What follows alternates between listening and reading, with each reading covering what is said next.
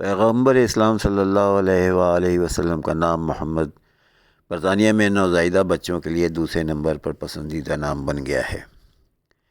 سحر news کے مطابق Daily Mail کی رپورٹ کے حوالے سے برطانیہ کے ادارہ شماریات نے ایک رپورٹ میں بتایا ہے کہ 2022 میں پیدا ہونے والے بچوں کے لیے دوسرے نمبر پر سب سے زیادہ نام رکھا جانے والا نام محمد تھا، جبکہ اس سے 10 سال قبل 2012 میں نوزائیدہ بچوں کے لیے رکھے جانے والے ناموں میں 20ویں نمبر پر اور 1996 میں 108ویں نمبر پر تھا۔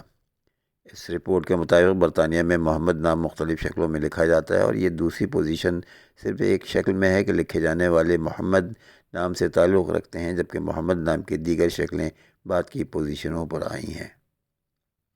یورپی ملکوں میں محمد نام کی مقبولیت ایک ایسے عام عالم میں بڑھ رہی ہے کہ جب مغرب کی اسلاموفوبیا پالیسیاں جاری ہیں اور وہ اسلام کا ایک پرتشدد اور مسخ شدہ چہرہ دیکھنے والوں کے سامنے پیش کرنے کی کوشش کر رہا ہے۔ دبئی میں اربوں ڈالر مالیت کی پراپرٹی ٹیکس میں حزب اللہ، اسلامی پاسداران انقلاب اور یمن کے حوثیوں سے تعلق رکھنے والے افراد کی ملکیتوں کا بھی انکشاف ہوا ہے۔ جاپانی میڈیا کے مطابق پراپرٹی ٹیکس میں ریئل اسٹیٹ ڈیولپر اور حزب اللہ کے مبینہ رکن عدم تبجہ کا نام بھی شامل ہے، جبکہ حزب اللہ کے مالیاتی بین الاقوامی نیٹ ورک کے مبینہ رکن قطر کے علی لبنانی کا نام بھی پراپرٹی ٹیکس میں شامل ہے۔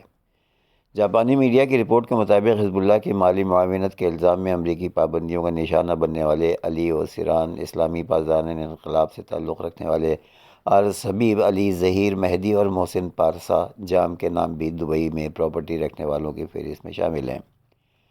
جاپانی میڈیا کے مطابق پراپرٹی لیکس میں شامل حزب اللہ اور اسلامی پاسداران انقلاب کے لوگ امریکی پابندیوں کی زد میں رہے ہیں، جبکہ پراپرٹی لیکس میں شامل حوثیوں سے تعلق رکھنے والے افراد بھی امریکی پابندیوں کا شکار افراد میں سے شامل ہیں۔ رپورٹ کے مطابق پراپرٹی لیکس میں 1000 سے زائد جاپان کے شہری بھی شامل ہیں۔ ان جاپانیوں میں مبینہ غیر قانونی سرگرمیوں میں ملوث افراد بھی شامل ہیں۔ واضح رہے کہ دبئی میں غیر ملکیوں کی تقریباً 400 ارب ڈالرز کی جائیدادوں کا انکشاف ہوا ہے، جس میں پاکستانیوں کی بھی 11 ارب ڈالر کی جائیدادیں شامل ہیں۔ دبئی ان لاکڈ نامی یہ پروجیکٹ زیادہ تر 2020 اور 2022 کے درمیان ایک ایسے اعداد و شمار پر مبنی ہے جو دبئی میں لاکھوں جائیدادوں کا تفصیلی جائزہ اور ان کی ملکیت یا استعمال کے بارے میں معلومات فراہم کرتا ہے۔ اس میں سے متعدد سزا یافتہ مجرموں، مفرور ملزمان اور سیاسی شخصیات کو بے نقاب کیا گیا ہے، جنہوں نے حال ہی میں دبئی میں ایک جائیداد کی ملکیت حاصل کی ہے۔ اس رپورٹ میں وہ جائیدادیں شامل نہیں ہیں جو کمپنیوں کے نام پر خریدی گئی تھیں اور جو کمرشل علاقوں میں موجود ہیں۔ افغانستان میں بارشوں کے بعد سیلاب نے تباہی مچا دی ہے۔ مختلف واقعات میں 70 افراد ہلاک اور کئی لاپتہ ہیں۔ برطانوی نشریاتی ادارے BBC کی رپورٹ کے مطابق رواں ہفتے افغانستان کے شمالی و وسطی علاقوں میں شدید بارشوں کے بعد سیلابی صورتحال نمودار ہو گئی ہے۔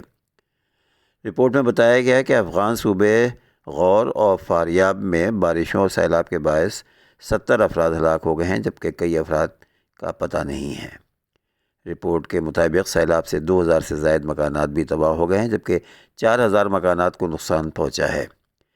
سیلابی صورتحال کے باعث شہریوں نے بڑی تعداد میں نقل مکانی بھی شروع کر دی ہے۔ ایک افغان شہری نے بتایا کہ خوفناک سیلاب سب کچھ بہا کر لے گیا ہے اور میرا خاندان حکام کی طرف سے مسجد کے لاؤڈ اسپیکر سے اعلان ہونے کے بعد گھر بار چھوڑ کر حفاظتی مقام کی جانب نقل مکانی کر گیا ہے۔ صوبے کے ڈیزاسٹر مینجمنٹ ڈپارٹمنٹ نے ہنگامی ایمرجنسی نافذ کرنے کا اعلان کیا ہے۔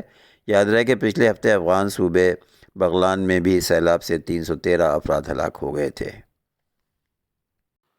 اور آخر میں ایک دلچسپ خبر، ایک مقبول ترین میک اپ برانڈ کمپنی کے مالک فرینکوئس بیٹن کوٹ میئرز دنیا کی واحد خاتون ہیں جو 100 ارب ڈالرز کی مالک ہیں۔ وہ اس سے قبل دسمبر 2023 میں بھی 100 ارب ڈالرز کے ہندسے کو عبور کرنے میں کامیاب ہوئی تھیں، مگر پھر نیچے چلی گئیں۔ ابھی وہ 101 ارب ڈالرز کے ساتھ دنیا کی امیر ترین افراد کی فہرست میں 14ویں نمبر پر نظر آ رہی ہیں۔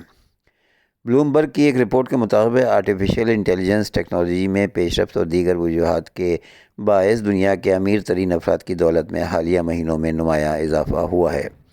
رپورٹ کے مطابق امیر ترین افراد کی دولت میں رواں سال کے دوران اب تک 2200 ارب ڈالرز کا اضافہ ہوا ہے۔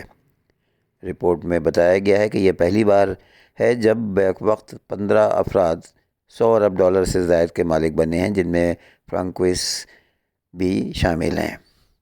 70 سالہ فرانکوئس کے والد نے لوریل گروپ آف کمپنیز کی بنیاد رکھی تھی۔ وہ اپنے والدین کی اکلوتی اولاد تھیں۔ 2017 میں والدہ کے انتقال کے بعد انہیں کمپنی کے 33% حصص اور دیگر اثاثے مل گئے تھے۔ اب وہ دنیا کی سب سے بڑی کاسمیٹک کمپنی کی وائس چیئر پرسن ہیں۔ فرانکوئس کے ساتھ بزنس کرنے والوں نے لکھا ہے کہ وہ بزنس بہت پسند کرتی ہیں اور اب تک مختلف موضوعات پر کئی کتابیں بھی تحریر کر چکی ہیں۔ انہوں نے 1984 میں شادی کی تھی اور ان کے 2 بیٹے ہیں۔ بلومبرگ کی رپورٹ میں مزید بتایا گیا ہے کہ ہندوستان کے گوتم اڈانی بھی ایک بار پھر 100 ارب ڈالرز کلب کے رکن بن گئے ہیں، جن کی دولت میں 2023 کے دوران نمایاں کمی دیکھنے میں آئی تھی۔